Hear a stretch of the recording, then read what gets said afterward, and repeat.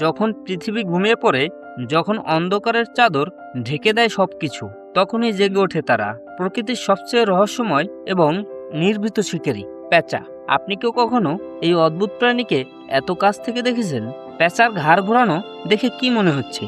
এটি কোনো অতিপ্রাকৃতিক ঘটনা? না, এটি প্রকৃতির এক অনন্য প্রকৌশল। এদের চোখের মনি স্থির থাকে, তাই চারপাশে দেখার জন্য তারা তাদের ঘাড়কে প্রায় 270 ডিগ্রি পর্যন্ত ঘোরাতে পারে, যা দেখলে যে কারো শিরদাঁড়া দিয়ে ঠান্ডা স্রোত বয়ে যাবে।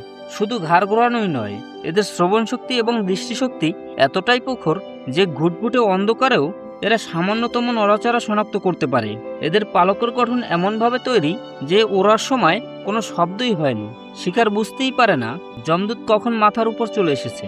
এদের এই উজ্জ্বল লাল বা হলুদ চোখ আর অদ্ভুত চাহনি যুগে যুগে মানুষের মনে ভয়ের উদ্রেক করেছে। লোককথায় এদেরকে কখনো অশুভ, আবার কখনো জ্ঞানের প্রতীক হিসাবে দেখা হয়েছে। কিন্তু আপনার কাছে কোনটি? এই রহস্যময় চাহনি কি আপনাকে মুগ্ধ করে নাকি আতঙ্কিত? আপনার অনুভূতি আমাদেরকে জানান।